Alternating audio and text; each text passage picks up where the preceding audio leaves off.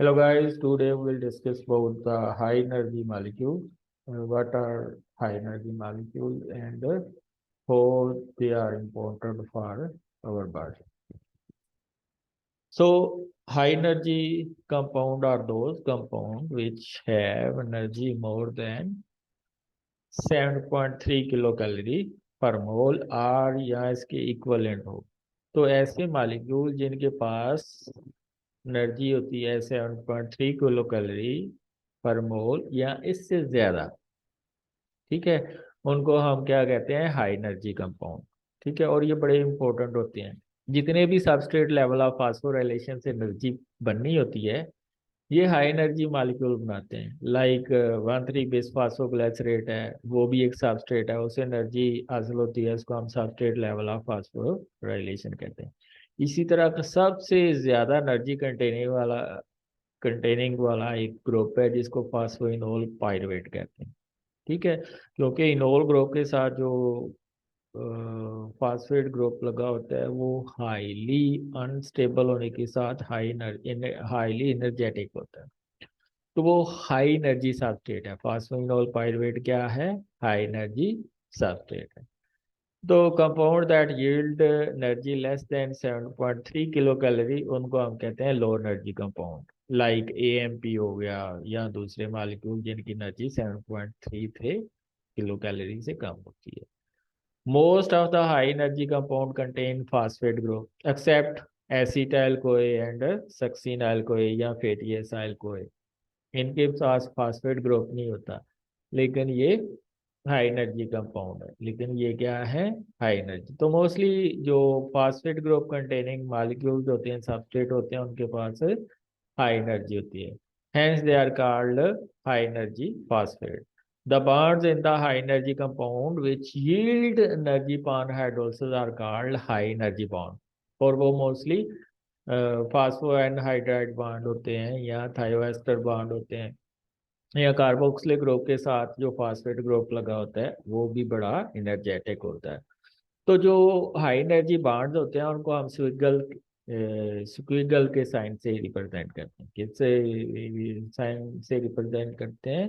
Squiggle के sign से represent करते हैं। इसकी टर्म किसने दी? फ्रिट्स अल्बर्ट लिपमैन ने इसकी टर्म दी। स्क्विगल अलमदावी आप कह सकते हैं उसको। What is free energy?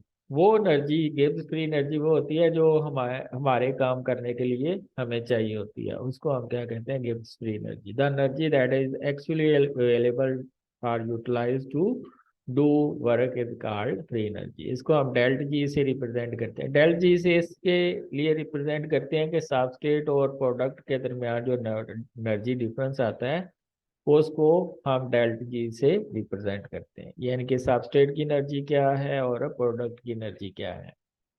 और अगर पॉजिटिव एनर्जी आ रही है तो इसका मतलब है एनर्जी लग रही है रिएक्शन के दौरान। एंडरगोनिक रिएक्शन है, और ये मोस्टली रिवर्स में जाते हैं।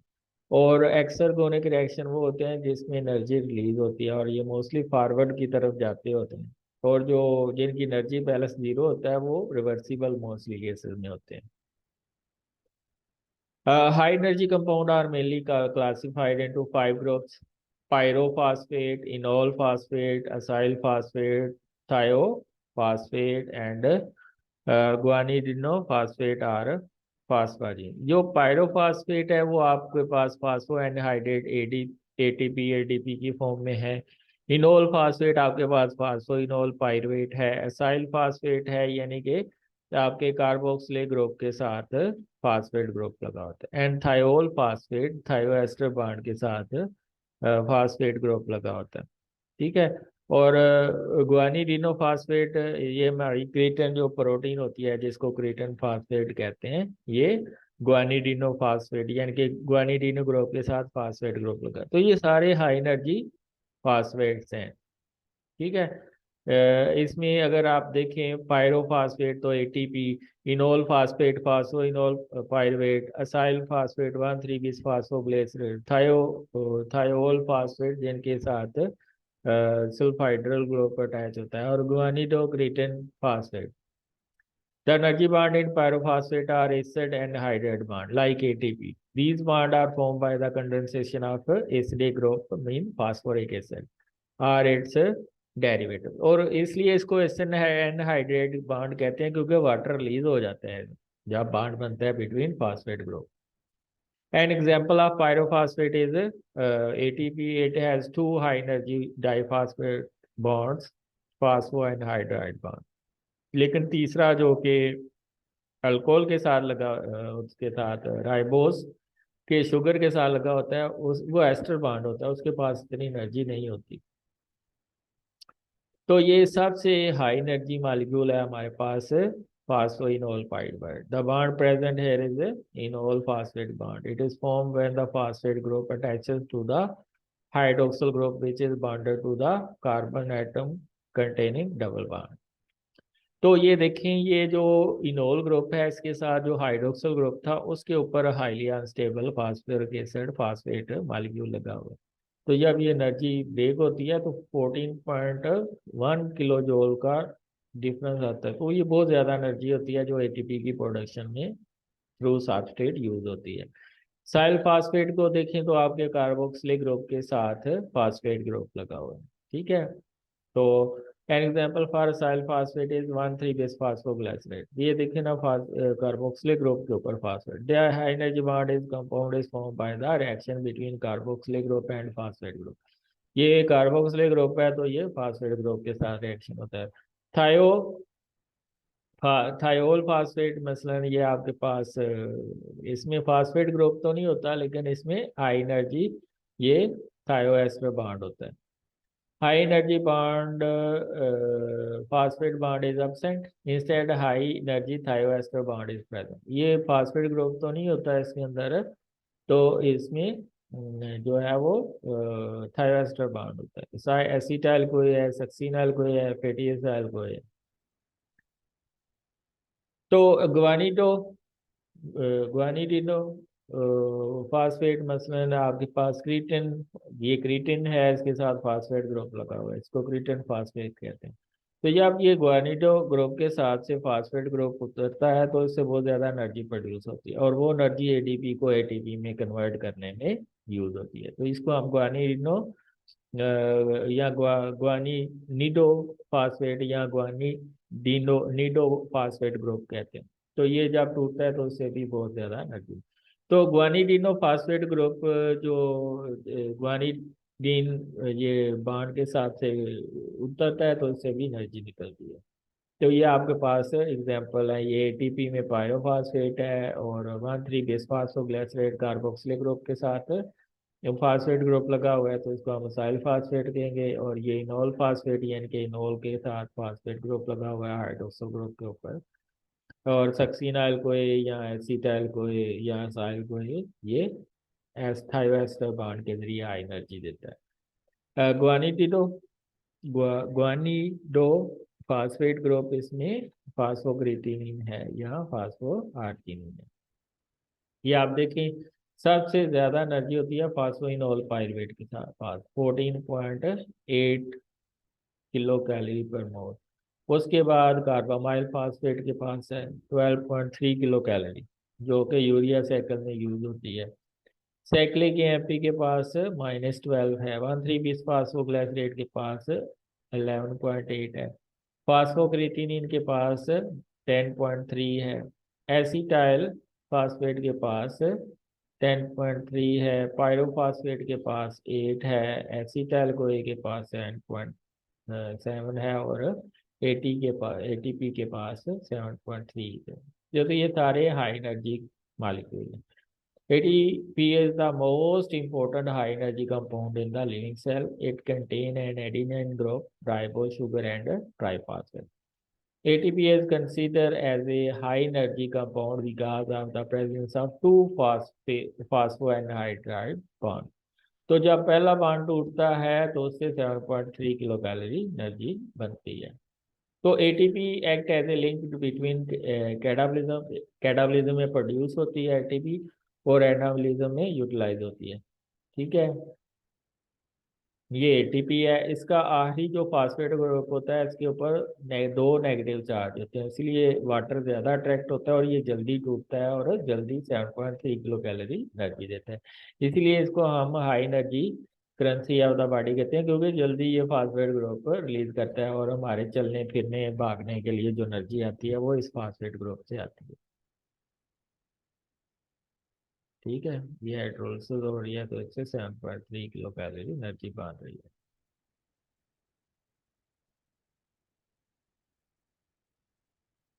इसी तरह अगर आप देखें, ये आपके पास एटीपी है जिसको फास्फोक्रिएटिनिन सिस्टम से भी ये सिंथेसाइज होती है। और ये एटीपी सिंथेसाइज कहाँ पे होती है? फास्फोक्रिएटिनिन जो कि स्टोर होती है आपके सेल सारकोप्लाज्म के अंदर। वहाँ आप क्या होता है, जो आपके फास्फोक्रिएटिनिन है वो उसका बांड टूटता है, बांड जब टूटता है तो उससे एनर्जी बनती है, वो एनर्जी फिर एडीपी की फास्फोराइलेशन में चेंज हो जाती है। तो ये कपल्ड रिएक्शन होते हैं, एक पे फास्फेट ग्रुप उतरता है क्रिएटिनिन से और वो एनर्जी देता है और वो एनर्जी एडीपी की फास्फोराइलेशन में यूज हो जाती है। ठीक है, इसी तरह this system is anaerobic process, यानी कि ऑक्सीजन के बगैर क्या होता है, जो आपकी ग्लूकोज है वो उसका एंड प्रोडक्ट होता है लैक्टिक एसिड। ठीक है, तो लैक्टिक एसिड ज्यादा बनता है रेड ब्लड सेल के अंदर अगर ऑक्सीजन कम है, और ये रेड ब्लड सेल में दो एटीपी बनते हैं। ठीक है, दो यूटिलाइज हो जाते हैं और दो चार टोटल बनते हैं ग्लाइकोलिसिस के अंदर, दो यूटिलाइज हो जाते हैं और दो बच जाते हैं, वो फिर यूज हो जाते हैं। एरोबिक प्रोसेस में क्या होता है कि पायरुवेट एसिटाइल कोए में प्रोड्यूस होता है और एसिटाइल कोए जो है वो फिर क्रैब साइकिल में जाता है और उससे बहुत ज़्यादा एनर्जी बनती है। मसलन एक एसिटाइल कोए से 12 एटीपी बनते हैं। ठीक है, तो ये ग्लाइकोलिसिस साइटोप्लाज्म में होती है और जो आपका सिट्रिक एसिड साइकिल होता है वो माइटोकॉन्ड्रिया, जब पाइरुवेट बनता है साइटोप्लाज्म के अंदर तो वो जाता है माइटोकॉन्ड्रिया पे, वहां पे वो एसिटाइल कोए में चेंज होता है और एसिटाइल कोए फिर अक्सालो एसीटेट के साथ मिलके जो है वो अक्सालो एसीटेट बनाता है और अक्सालो एसीटेट फिर सिट्रेट, एक्सालो एसीटेट और एसिटाइल को जब मिलते हैं तो सिट्रेट बनता है और क्रैब साइकिल चलता है, और जब एनर्जी ज्यादा हो जाती है क्रैब साइकिल ब्लॉक हो जाता है, सिट्रेट बाहर आता है और फिर फैटी एसिड सिंथेसिस में यूज होता है। ठीक है, इसके अलावा अगर देखें तो स्टेज 3 इलेक्ट्रॉन ट्रांसपोर्ट चेन, उसमें जब NADH और FADH2 ऑक्सीडाइज होते हैं तो उससे बहुत ज़्यादा ATP प्रोड्यूस होते हैं, क्योंकि ये हम डिटेल में कर चुके हैं इलेक्ट्रॉन ट्रांसपोर्ट चेन। ये भी मेरा लेक्चर अपलोडेड है तो उधर से आप चेक कर सकते हैं कि इलेक्ट्रॉन ट्रांसपोर्ट चेन से किस तरह ATP बनती है। तो ओवरऑल कैटाबॉलिज्म में क्या होता है, ATP प्रोड्यूस होती है और एनाबॉलिज्म में ये ATP यूटिलाइज होती है, यही है। फंक्शन ऑफ एटीपी क्या होते हैं? मेटाबॉलिज्म में हेल्प आउट करती है ठीक है, जितनी भी मेटाबॉलिज्म होती है तो मेटाबॉलिज्म के दौरान ये प्रोड्यूस होती है ATP, polysaccharide, amino acid, DNA, RNA। इसके अलावा इसके सिंथेसिस में ये जो पॉलीसेकेराइड की सिंथेसिस होती है, प्रोटीन की सिंथेसिस होती है, DNA की सिंथेसिस होती है, इनमें एटीपी यूज होती है। इसके अलावा मसल कंट्रैक्शन के लिए एटीपी एक्टिन और मायोसिन को चाहिए होती है। Energy to allow muscle filament to slide over, ये एटीपी से आती है। एक्टिव ट्रांसपोर्टर क्या होती है? Movement of molecule from lower concentration to higher concentration with the help of carrier protein along with energy in the form of ATP. Secretion में भी जितने भी एक्सोसाइटोसिस के प्रोसेस होते हैं उसमें एनर्जी चाहिए होती है मोस्टली। तीनों जो रिसेप्टर मीडिएटेड होते हैं तो उसमें एनर्जी की रिक्वायरमेंट इतनी नहीं होती। Chemical reaction a phosphate molecule from the ATP can be translocated to another molecule. ठीक है, मसलन एटीपी से बाज का फास्फेट ग्रुप जीटीपी को मिल जाता है, जीटीपी को मिलता है वो जीटीपी में, तो वो उसको और ज़्यादा एक्टिव बना देता है और एक्टिवेशन एनर्जी कम कर देता है। समरी क्या है? Why ATP is considered as a universal energy currency, common intermediate and many reaction. जितने भी रिएक्शन हो रहे हैं उनमें ये कॉमन इंटरमीडिएट है। मसलन 1,3 बेस फास्फोग्लिसरेट से भी एटीपी बनती है, फास्फोइनोल पायरुवेट से भी एटीपी बनती है और दूसरे जो लिंक्ड रिएक्शन है उससे भी एटीपी बनती है। It is universal with living things, सारे जो है ना लिविंग थिंग्स को जो एनर्जी मिलती है वो एटीपी से बनती है। Easily participate in many reaction, ठीक है। ड्राइव मोस्ट बायोलॉजिकल प्रोसेस जो भी हो रहे हैं, चलना फिरना दौड़ना, बॉडी के एनाबॉलिक रिएक्शन, सारे एटीपी की यूजिंग होते हैं। One molecule can be synthesized and perform a large number of jobs. Thank you. If you like that video, please subscribe that channel. Thank you all.